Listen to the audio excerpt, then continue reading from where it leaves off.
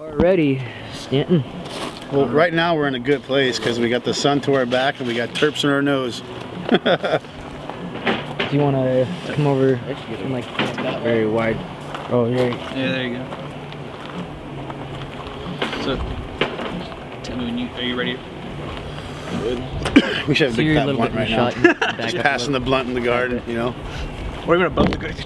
That's right. We'll puff pass. Hard, huh? Cut it out. So wide, man. Yeah. I'm here with Paulie Rossner from Kola Bear, Four Dub Farms LLC, and we're enjoying the sunshine here on this fall day, and you know, enjoying the. You just said the terps in our nose and the fall colors. And that's right. The sun in our face, the sun in our back, and the terps in our nose. Heck yeah. So, being here in the Columbia Basin, well, what are some positives that you say attest to your the growing season? Well, without going off on a tangent, I mean, one of the most important things I believe for a grower is to know your environment. It was quite a task in 2014, finding an area that was friendly, if you will. You know, dealing with counties, the moratoriums. Bans. Correct. Landlords that were unfriendly or landlords that saw us as a cash grab. Just challenges and challenges. We got real lucky here in the Columbia Basin, and I say that because 75% of the nation's hops are grown in our backyard. And as you know, hops and cannabis. Yeah, Cannabis, same cousins, they all grow strong. Correct. So very conducive environment. So here on the east side especially, and in the basin, we have 300 plus days of sunshine. During the summertime and the spring, it's basically blue skies every day. The humidity, you're sitting about 20 to 25%. So again, just super conducive for the plant. And this is what we love. And these are the positives of being growing in the Columbia Basin. Nice.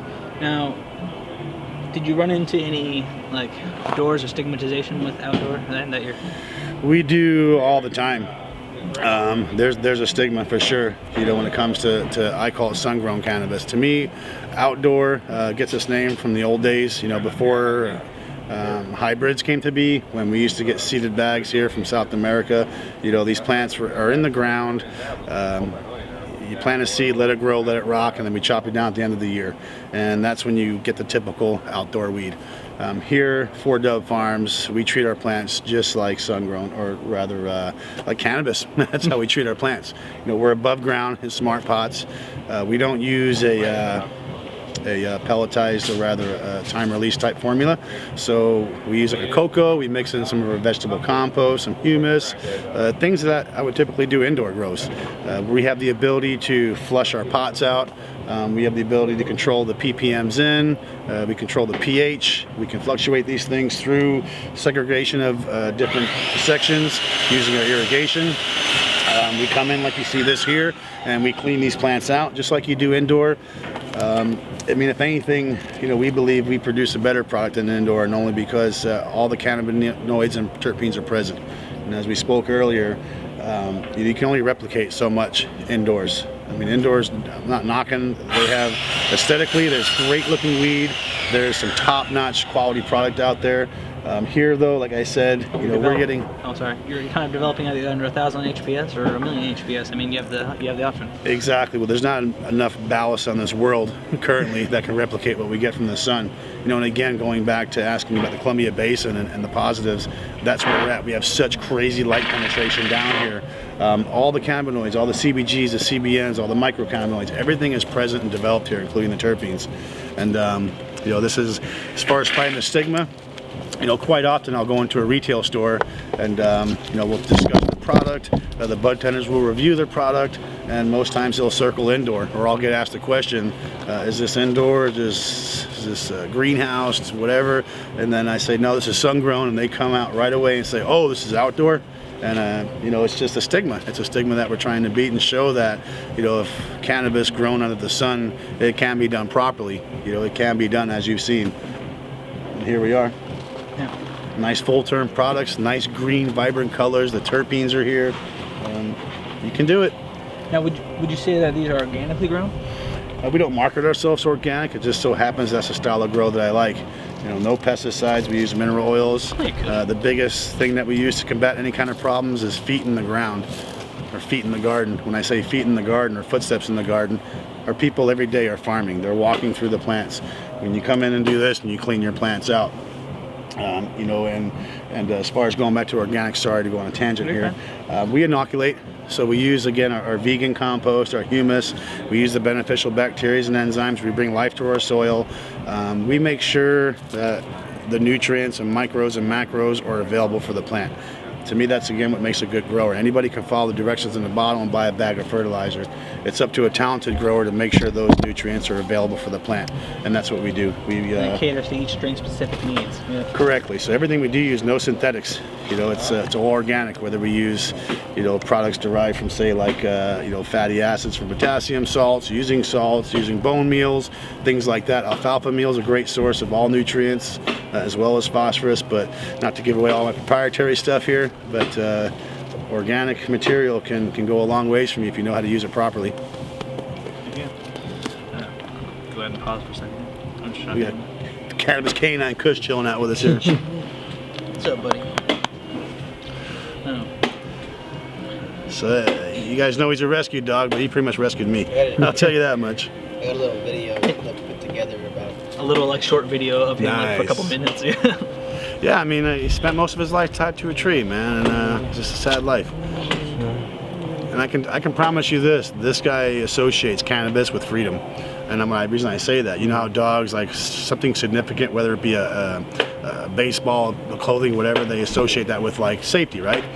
So you think about most of his life tied to a tree, beat up by kids. Then he goes to the SPCA. Cool, he's getting nurtured, but he's in a cage still, you know. Then he's on an airplane coming up here. He's just like the whole time like, my life is fucked. Like, what did I do, right? So I pick him up in Ellensburg. I meet Jeffrey, and I go and see one of my stores, Cannabis Superstore, right? And I buy a joint. So now I'm rolling home, and I'm lighting up in the truck. Of course, he's getting high, right? But like, he gets to my house, and then I'm always weed. He's always smelling weed. But now he's running around acres. All the employees love him. They're petting him. Now he jumps in the car with me. The bud tenders love on him. We're traveling, and always around weed, right? So I went like a whole day without smoking weed. Fucking crazy, right? So I get home and I spark up a joint, take a few hits, and I just put it on my little change bowl on top of the counter. Kush comes in the house behind me, and he gets up on the counter. He's smelling it, and like he never does that. And I'm like, no shit, you haven't smoked either today. And I'm like, you want to smoke, buddy? And he's like wagging his tail.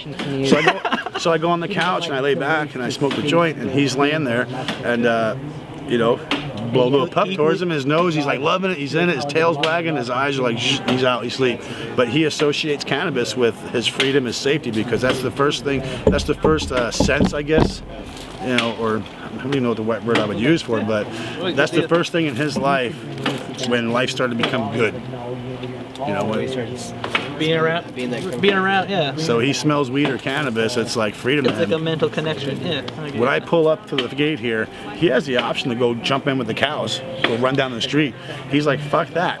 There's a bunch of weed behind this gate, you know? I won't hang out with my trees. Right. Oh my goodness. He is like so happy when he's in the garden, man, just like his dad. Come on. No, this is still rolling, right? It is, yeah. All right, cool. Oh, you got lots of uncensored footage there. Nice. We can just hit one more.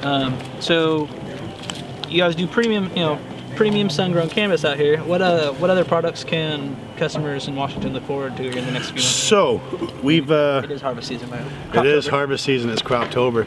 So we've done is hit the concrete and built some really good, strong relationships with some other processors in the state. People that we feel we would make a really good partnership with. You know, when I say this, I'll make reference to, say, like tattoos. I have tattoos here. If I went and met Kat Von D, the best tattoo artist, you know, in the world, if I don't feel that vibe with her, you're not touching my skin. So I've slept in many beds, if you will, with a lot of processors in the state, to where I felt that connection, that relationship, to where I feel good about giving my material to them and making a great concentrate for us. Unfortunately, we just don't have the ability in this county right now, due to rules, regulations, and moratoriums, that we can't do our own extracts. That's okay though. I know most extractionists, like a chef, they want really good ingredients to work with. I find that most extractionists drool over full-term sun-grown cannabis. They would prefer to run sun-grown full term because all those cannabinoids, because of the real strong terpene profiles that are present. Come out with a full spectrum end product. A full spectrum end product. So again, I've networked with a couple processors now that are going to be running. We're going to be we just bought a freezer today. We're going to be chopping down some live plants. So we're going to be doing some live resin extracts. We're going to be doing a full concentrate line of like vape cartridges, distillate, shatter, sugar wax, whether it's BHO, CO2, hydrocarbon distillation. And again, I'm a grower. I'm sounding like I'm an extraction guy now, but that's because I've dealt with these people so much and built the relationships and built a love. I found that the ones I work with have the same love for what they do and extracting and doing the beakers and the scientific stuff as I feel in the garden, you know, expecting my plants, inspecting them, seeing where they're at, you know, whether I can add some more inoculant or maybe I throw some ice water in the pot to increase more resin production, but that passion and love is there. So the answer to your question is what to expect from Kola Bear is a full line of products, from flower to joints, everything except for edibles right now at this point in time. I just haven't found that connection yet to where, you know, I'm ready to pull the trigger and work with another processor that can put those edibles out there. But the ones I have connected with, I feel comfortable in having them make my product to resell, knowing that it's going to be top notch. Heck yeah, that's awesome. Yeah. Stay lifted, smoke every day.